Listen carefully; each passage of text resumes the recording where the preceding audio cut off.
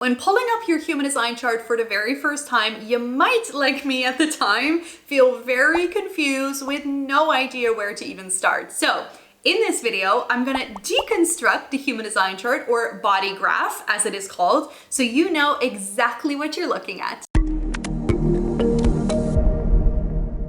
Hi, if you're new to my channel, I'm Aditi. I'm a certified mindset coach, a human design guide, an astrology reader, and a manifestation expert. And on this channel, I bring all of that wisdom together so I can support you in creating the business success that you desire from a holistic place. Because that way, not only do you attract into reality much more easily, but you'll also be able to actually sustain it. In this video, we're gonna make sure you know exactly what you're looking at when you're pulling up your human design chart.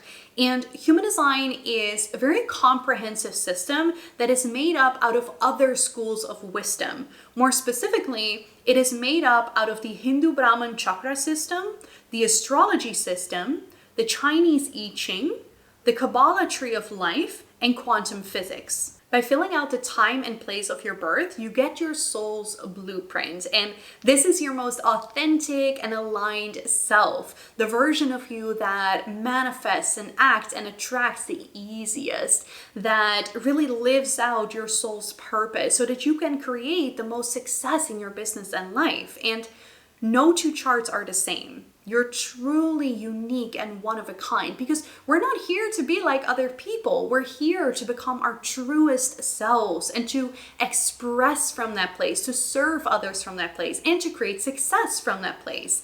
But human design can really feel like learning a new language, and in a way it really is, because I find myself talking very differently to people that understand human design, and the same for astrology. I will use different words and phrases that I just wouldn't use with people that don't know the system at all or that are very new to the system. So in order to start learning this language, I'm going to deconstruct the human design chart, and we're going to start with the centers. In the human design chart, we have 9 centers that are based on the Hindu Brahman chakra system. Going from the top down, we start with the head center. This is the center of ideas and inspiration, mental pressure, thinking, confusion, doubt, and suspicion. Underneath that, we have the Ajna center. This is the center for data and thought processing and storage, for researching, analysis, opinions, and beliefs. Below that, we have the throat center. This is the center for communication, expression, manifestation, and deliberate action. A quick side note here, because we all manifest, regardless of what this center looks like in your chart. This is simply the center where the energy of manifestation, the energy of turning your thoughts into words, into physical action, where that lives in the chart. And we all have access to this. We just all access it in different ways, which, by the way, is also why human design shows you what your unique manifestation style is. Okay, going back to the other centers. This is where we have the G center, or also called the identity center. This is the center for yourself or your identity, for direction in life, and for love. Next, we have the ego center, or heart center, or will center. This center has the most names, but it stands for willpower, self-worth, value, and money, your ego, and the physical or material plane. Next, we have the emotional center, or also called the solar plexus. This is a center for your emotions and your moods, for creativity, desire, passion, spirit, for war, and for contracts. Then we have the sacral center, the center for life force energy, for work, vitality, sexuality and sex, and procreation and everything that comes with it. So raising and providing for children, for example. Then we have the splenic center, or the spleen. This is the center for instinct, for intuition, for your health and your immune system and well-being, for time, fear, and survival. And last, we have the root center. This is the center for pressure, adrenaline, stress, drive, and ambition. We can also categorize these 9 centers into different types of centers, but I'll dive into that in a different video. Next up, let's talk about type, because based on which centers are activated in your chart, or in other words, colored in, you can see which type you are. And there are 5 types in human design. We have generators, we have manifesting generators, we have projectors, we have manifestors, and we have reflectors. And each of these types have a different overarching aura, and that aura determines how they can best show up and act and attract in this world. And the way that a center can get activated or colored in is determined on the channels in your chart, but we'll talk about that in a bit. Before we continue, make sure to subscribe to this channel, because that way you'll stay in the loop on new content around human design, astrology, and manifestation. Now, we're still at centers in a way, because each of the centers we talked about also has something that we call gates. And these gates, simply put, are different ways in which you can express the energy of that center. And gates are based on the Chinese I Ching system, and there are 64 of them in total. The gates that you have activated in your chart depends on the place and time of your birth, as these gates become activated by the planets. And this is where astrology is involved in the system. So based on the astrological influence at the time and place of your birth, different gates are activated in your chart, which you can see via the red or black lines coming out of the centers. And these are different traits that you hold as a person. Let's talk about authority, because each of the centers we talked about also determines your authority, which is a human design term for the way in which you're designed to make the most aligned decisions, the decisions that matches your most abundant, authentic, and highest self, and therefore a decision that will support you in either attracting or maintaining your desired manifestations. And I'll probably dedicate an entire other video, or probably multiple videos, to this topic, because there's so much to go into here. Then we have channels, and channels are the only way for a center to become activated or colored in.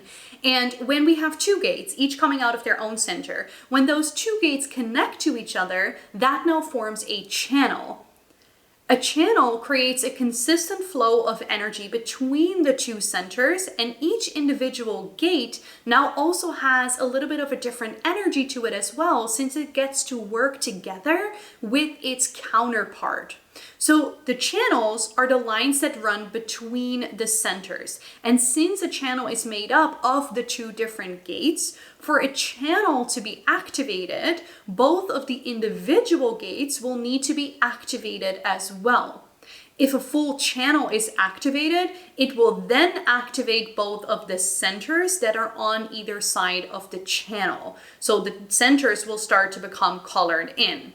And activated channels allow all of the energy in your chart to communicate and flow, which creates a very different kind of person from those who do not have a certain channel activated. Now, neither is better or worse than the other. They're just different. And this goes to show how we are all unique based on, in this case, which channel you do or do not have activated. You're probably tired of hearing me say this at this point, but I'll make another video about how the centers can show up in different ways in your chart based on those channels, and therefore what the difference is between an activated or non-activated center. Like, there's just so much to go into. There's no way I can do that in one video. It's why I started this whole channel, and it's also why I'm creating an entire program around everything there is to know and embody about human design, astrology, and manifestation. And if that is available by the time you're watching this, then there will be more information and an opportunity to join in the description below. On the side of the chart, we see 2 columns filled with symbols and numbers.